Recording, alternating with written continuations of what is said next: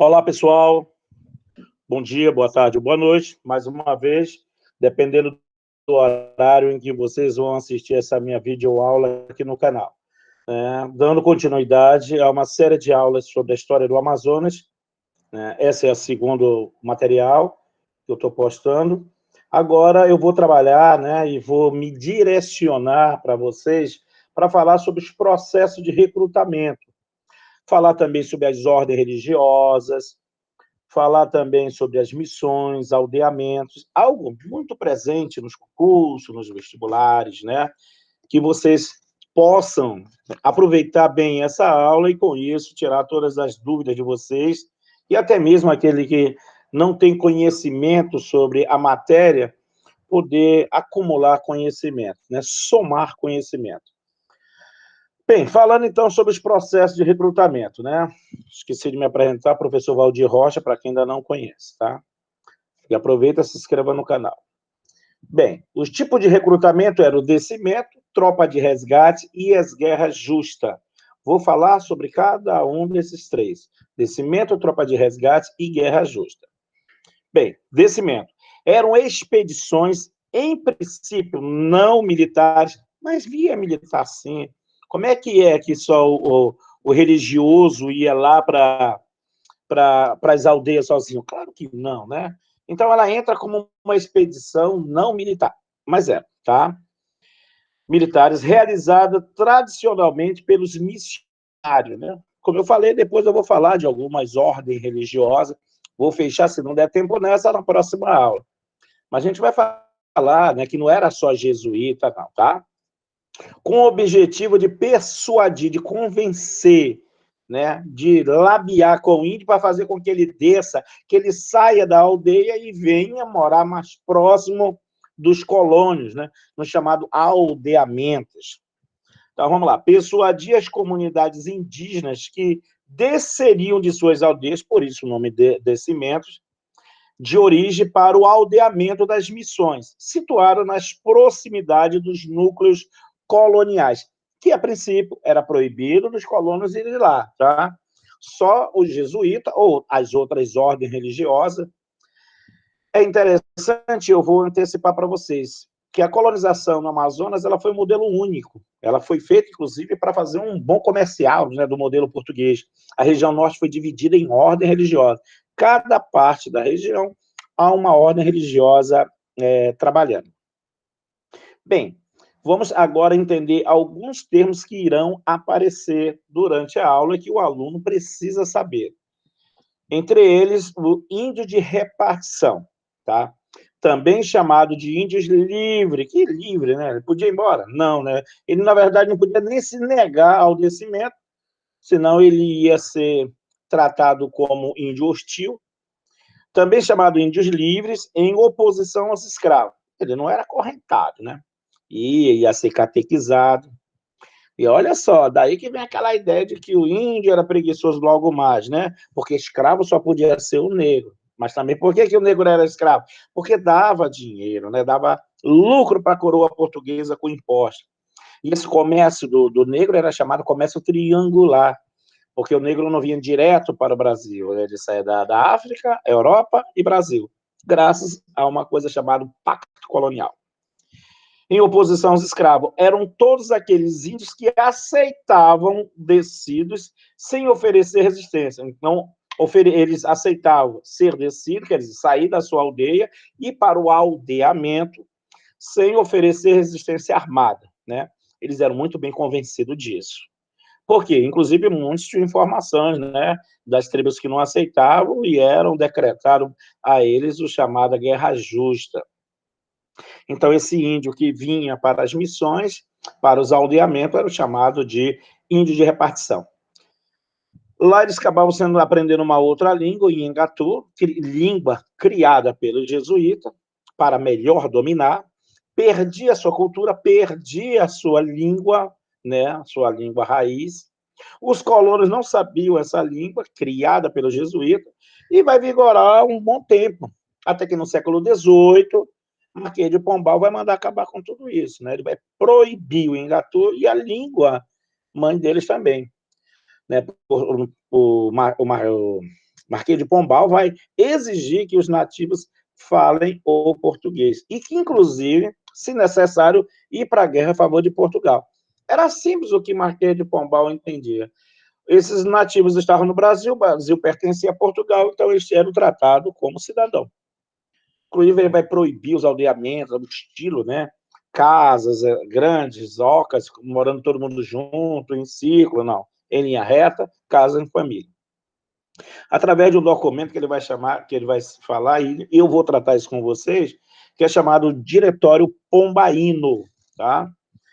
Sempre que a gente fala em história do Amazonas, não tem como deixar de estudar o Marquês de Pombal, tá? A ação dele com relação aos índios, ele vai trazer uma legislação para os índios, daí você vê como é importante, né? É bem verdade que bem antes dele, ainda no século XVII, né, será proibido a qualquer tipo de escravidão, né, para o índio. Claro que vai ainda vigorar as guerras justas. Vamos lá, então, seguindo. Aldeamento, que foi dito aqui, ó, né? Aqui falou em aldeamento, ó. Suas aldeias de origem, né, para os aldeamentos das missões. Então, o que é aldeamento? Era um agrupamento indígena montado pelos missionários com finalidades específicas e que geralmente ficavam próximas às povoações coloniais. Mas por que próximas? Porque esses índios que desciam, que iam para os aldeamentos, que eram catequizados, depois eram, né, eu vou usar um termo mais simples aqui, eram alugados, né? Era vendida a sua força de trabalho para os colonos que pagavam. Então, o índio recebia, entre aspas, ele recebia, né? Haverá, nós vamos ver ainda durante essas aulas do Amazonas, que haverá vários órgãos que vai controlar essa grana, que a princípio é o jesuíta que pega, né? Agora, se o índio via a cor desse dinheiro, né? Então, repara bem, o índio era uma espécie de assalariado, né? Então, ele vai passar 10 dias trabalhando aqui numa broca de uma área, né?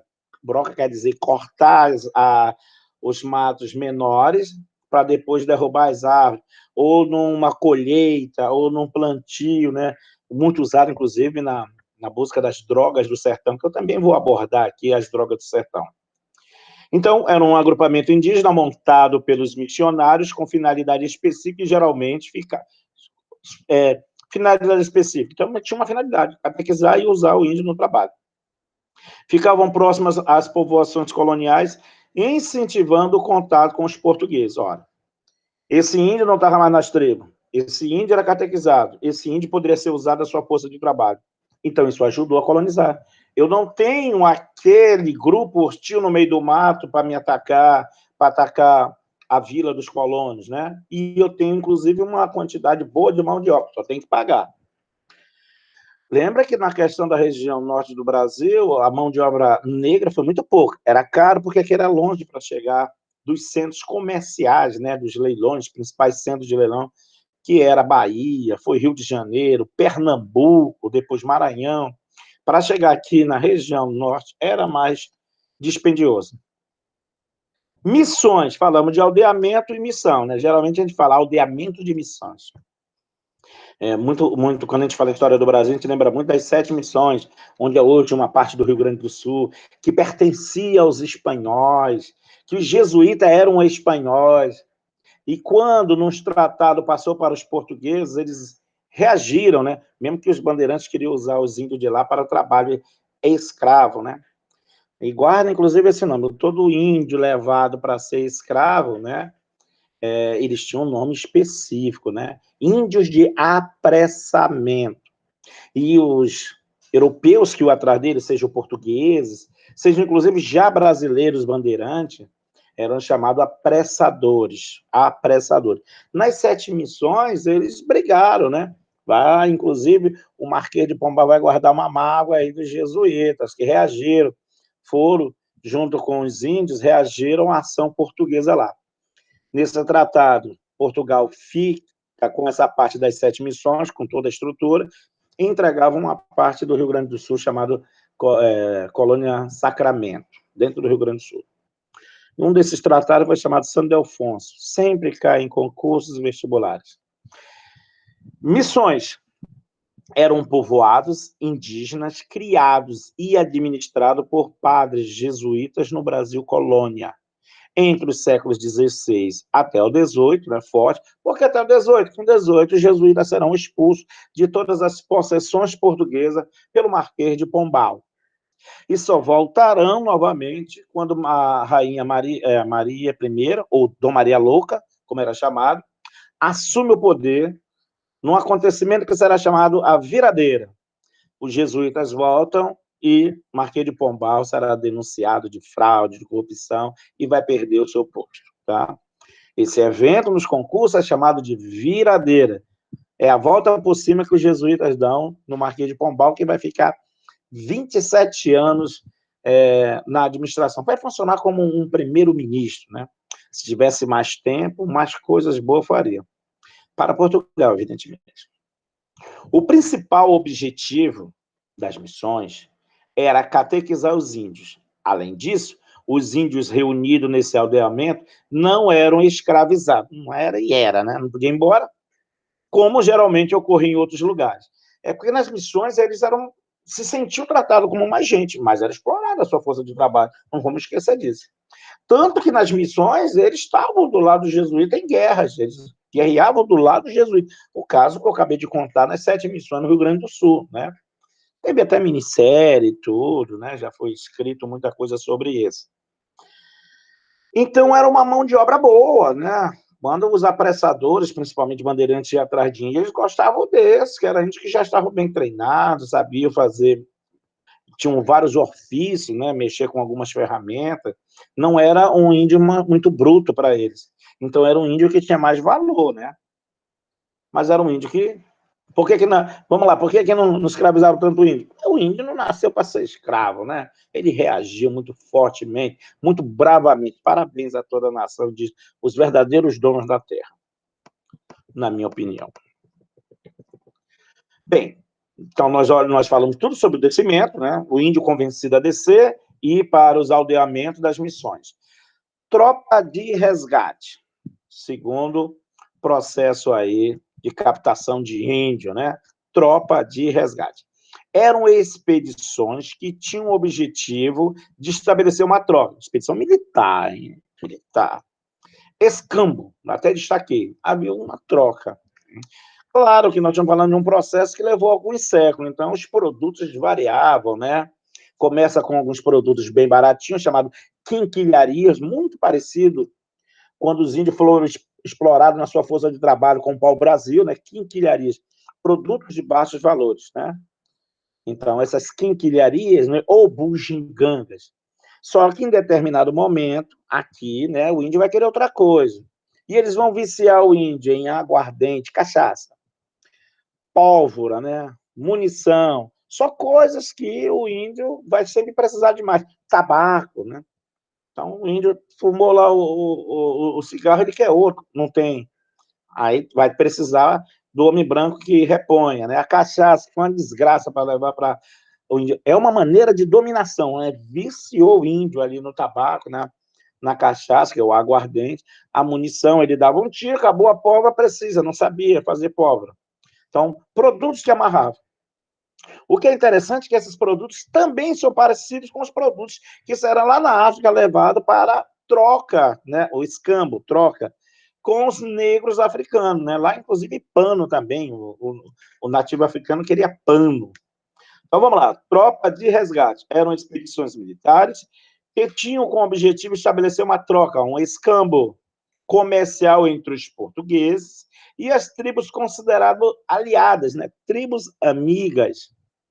Os portugueses trocavam produtos de baixo valor, quinquilharia, bugiganga, espelho, faca, teçado, caneco, copo, prato. Mas lembra que não é sempre assim, né? Cachaça, tabaco, munição, pólvora, né? Arma. Pelos índios que haviam sido capturados durante as chamadas guerras tribais ou intertribais. Esses índios resgatados também eram chamados de índio de corda. Então, vou voltar aqui de novo. Então, quer dizer, ele podia... Tu lembra que a legislação já proibia de pegar o índio para fazer escravo? Legalmente, não podia, né? Século XVII. Não podia por quê? Porque já tinha baixado a lei em Portugal que não podia. Mas no resgate ele poderia, porque o índio já era escravo de outro, né? Tinha toda uma legislação, né? Isso mudava muito. Uma delas determinava 10 anos que o cara podia explorar ele como escravo. Né? Lembra que aqui sempre houve legislações, né, para determinar o uso da força de trabalho do índio. Então, na tropa de resgate, ele ia, houve um gasto, né? Repara bem, ele não foi pegar o índio na tribo dele. Então, ele pegava, olha como a legislação entendia bem, como ele já era prisioneiro de outro, então eu posso adquiri-lo. Comprei através de um processo chamado de escambo, troca, dê um produto, então eu tenho direito. Esses índios amarrados vinham para as colônias, né? O cara que comprou lá, que trocou. Por isso que eles eram chamados índios de corda, né? Aí vinha um homem, criança, velho, ele comprava às vezes o bolo. Ora, mas repara bem, que esses produtos, muitas vezes o índio quer cada vez mais. Lembra que eu falei que também vão introduzir o álcool, né? O aguardente, o tabaco, e fazer com que eles fiquem viciados nesse produto querendo mais? Igual na África, com o tempo, aqueles índios que eles têm aprisionado não foi só uma guerra tribal. Daqui a pouco virou um negócio. O índio vai guerrear com outros já com o objetivo de negociar eles. Né? Mal sabiam que mais tarde até eles iam inventar alguma coisa para, na falta de mão de obra, pegar eles. Tranquilo? Tropa de resgate, né? O comércio de um índio que já era prisioneiro de outra tribo. E era o chamado índio de corda. Dá para associar o termo corda? Bem amarrado. E o terceiro e último processo, né, de captação dessa mão de obra indígena era chamado Guerra Justa, né? Nós temos um famoso caso do Ajuricaba Gandhi, chefe da tribo dos Manaós, aprisionado, acorrentado, levado para Belém para ser julgado, preferiu se jogar, morrer, a se tornar um escravo. E aí virou um herói, né? Da região norte, de bravura, né? O chefe dos Manaós, que vai dar mais tarde origem ao nome, né, de Manaus. Os Manaós, eles foram decretados, eles, os Mundurucus, os Tarumãs, a guerra justa contra ele, né? Então vamos ver o que é a guerra justa. Eram as invasões armadas ao território indígena com o objetivo de capturar o maior número possível de índios. Aí, parabéns. Ao longo, né, dos séculos, essas leis vão mudando. Mas, em geral, a guerra justa, a tropa só podia ir depois que vinha uma autorização. Havia uma queixa de uma determinada tribo, por alguns motivos, está escrito, depois eu leio para vocês. Uma delas, a tribo não aceitou o descimento. A tribo não aceitou receber, né, os líderes religiosos das missões, em tese, não aceitou ser catequizado. O índio era hostil, eles denunciam, olha, eles invadiram, roubaram aqui o nosso gado, a galinha, quebraram, mataram, aí o cara vai fazer um julgamento. Quem é que defendia o índio, hein? Sabe Deus. Quantas tribos aí não foi decretado guerra justa injustamente? Então era assim, né? Ou, por exemplo, dos Manaós, né, dos Mundurucus, eles diziam que eles estavam mesmo, né, negociando com franceses. Né? Aqui teve irlandeses e franceses, já falei holandeses, franceses, irlandeses, ingleses, negociando, querendo um pedaço do Amazonas, né? Chegaram até a montar aqui feitorias. Claro, tratavam melhor o índio, queriam melhor ele do que os portugueses. Era mais ou menos isso, tá bom? Então, Guerra Justa era uma tribo que eles condenavam, né? Não tinha como conversar com aquela tribo. E aí decretavam e iam para porrada. E aí, nessa briga, eles capturavam o máximo, matavam o que podia, estava liberado, aí aprisionavam criança, idoso, velho, claro. O que não dava para levar, matavam, escolhiam os melhores. Esse caso, o índio tornava-se escravo eternamente, né? Então, vamos ler. Eram invasões armadas, né? Então, uma missão armada, ao território indígena com o objetivo de capturar o maior número possível de índios. Tem que acabar com aquela tribo, incluindo mulheres e crianças. A causa para ocorrer estas guerras seriam a recusa dos índios a convenção do cristianismo, né? Não aceitava a ida lá dos missionários. E a prática de hostilidade contra os portugueses, né? Atacar os portugueses, invadir lá a terra dos colonos, imagina esse termo? A terra dos colonos. As guerras justas justificaram vários confrontos entre portugueses e índios. Então, era uma guerra, lembra, hein? Era proibido fazer o índio escravo, mas se a tribo fosse hostil por quê? Porque estava defendendo seu território. Então, vinha de Belém, que era quem mandava aqui, a ordem para a guerra justa. Quem manda primeiro em toda a parte da região norte é o Maranhão, depois Belém, tá? O Grão-Pará. Esses índios, do qual era usado a sua força de trabalho, né, e foram muitos mortos, eles receberam, inclusive, um nomezinho aqui que eu deixei em destaque, né, o ouro vermelho, né. A exploração da mão de obra indígena pelos portugueses, eles tiveram que dar o seu sangue, né, força de trabalho foi o sangue dele, enquanto boa parte do Brasil, né, é um historiador que diz que os campos do plantio de cana, do café, foi adubado com os corpos dos negros, eu diria que da região norte, né, o plantio de tabaco, de algodão, de cana, que aqui também teve, né, da coleta de droga do sertão, foi através do sangue dos donos da terra, os indígenas. Daí o termo ouro vermelho. Eles tiveram que dar o seu sangue para construir o projeto colonizador português na Amazônia. Repara que eles tinham interesse de sempre estar conversando, negociando com tribo. Não tinha em Portugal quantitativo de gente para colonizar e trabalhar aqui. Então traziam negros, mas também negociava com as tribos. Não tinha como ter um projeto, como foi na Argentina, de exterminar a sua herança indígena. Mas acabaram muito, por exemplo, nos seringais, né? Principalmente nas regiões do Purus, né? Lá, a Boca do Acre, principalmente o Acre. O cara chegava na região, sabia que tinha uma tribo lá, mandava os seus seringueiros para lá, capangas, né? Matavam e ali construía o casarão e montava os seus seringais, né? Já todo ali nativo. Primeiramente, eles exterminavam, entravam nas aldeias e queimavam e matavam quem podia. Os caras não sabiam nem por que estavam sendo atacados. Bem, mas vai ser muito usado essa mão de obra em coletas de produtos da floresta, drogas do sertão. Repetir o que eu falei lá no início, tá? Sertão era chamada floresta no Brasil, no interior, para diferenciar do litoral, onde começou a colonização, onde durou aí um século. É muito comum hoje para a gente associar os produtos aqui da Amazônia, e é verdade.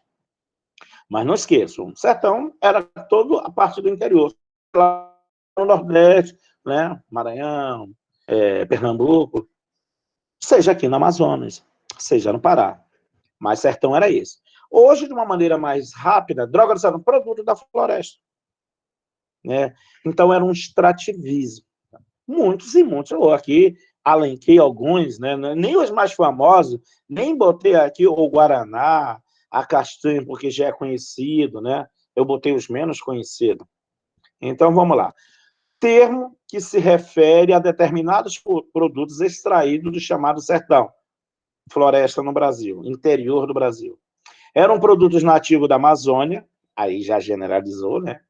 Já especificou, melhor dizendo, que não existiu na Europa, e por isso atraiu o interesse dos europeus que o consideravam como as novas especiarias, né? Em alusão aos produtos da Ásia, que aquela parte toda era chamada Índia, parte da Ásia onde produziu isso aí, as especiarias, que provocou as grandes navegações, né? O caminho para as Índias. Não entenda a Índia só como país a Índia hoje, era toda aquela parte da Ásia. Então, o que eram as especiarias? Lá tinha cravo, tinha canela, tinha pimentas ardosas, pimenta do reino, algodão, né? E depois os produtos manufaturados, além do algodão, do açúcar, a seda. Esses produtos não tinham aqui. Mas aqui nós tínhamos o cacau, né? Aqui nós tínhamos a castanha, o uruncu, o anil, né? O tipo de cravo não é o mesmo de lá. O guaraná. Quem não existiu na Europa? Atraiu o interesse dos europeus, consideraram novas especiarias. Os produtos funcionavam como ervas aromáticas, medicinais também. Aromáticas, plantas medicinais. Aí nós temos cacau selvagem. Só uma curiosidade. O cacau no Brasil ficou muito conhecido, o recôncavo baiano, né? Os reis do cacau lá, era a grande riqueza dali, depois da cana, foi o cacau, né? Mas o cacau não era nativo de lá, o cacau foi levado daqui. Cacau é essa parte do norte da América do Sul, da América Central e o sul do México, né? Entenda-se, maias e astecas. Aqui que tinha. O cacau que foi plantado na Bahia foi levado daqui. Então, cacau selvagem, a baunilha, o cravo, o anil, o urucum, né? Para quem não conhece, o urucum é o mais famoso, né? O urucum é o que vai produzir o colorau, né? O vermelhidão ali, a salsa parrilha, para quem não sabe, é uma planta medicinal, né? Para muitas doenças, para processos inflamatórios, inclusive na cor, a canela, e eu botei etc. Claro que eu não botei aqui os que vocês já conhecem, né? A castanha, aquela briga, castanha do Pará, castanha do Brasil, a castanha, pronto. A castanha, né, que comumente era chamada castanha do Pará. Só curiosidade, ele recebe esse nome porque era do porto do Pará, né, em Belém, que ia para a Europa. Lá também tem, mas a maioria saía daqui mesmo, do Amazonas. Hoje chamado castanha do Brasil. Mas isso é detalhes. O Guaraná também, e mais tarde a seringa, né? O primeiro povo conhecido a usar seringa aqui na Amazônia foi os Cambeba, que eu falei naquele outro vídeo, né? Omáguas, tem os dois nomes, que significa cabeça achatada. Os primeiros a usar a seringa, o látex da borracha. Esses produtos alcançavam bons preços, era novidade, igual a outra especiaria, não tem, um cara quer, para fazer um perfume, para fazer um remédio, né, para usar como comida. No mercado europeu, sertão era como a floresta no Brasil era chamado naquela época, que eu botei aqui como curioso. Então, você já sabe, falou, opa, já sei, né? Para você não esquecer aí. Agora, aqui eu vou mostrar algumas coisas, como cabo de canoa, são termos de cargos, né, dado a pessoas que vêm aqui. O sistema de capitão de aldeia, vamos conhecer algum desses termos, né? Cabo de canoa, quem é essa aí?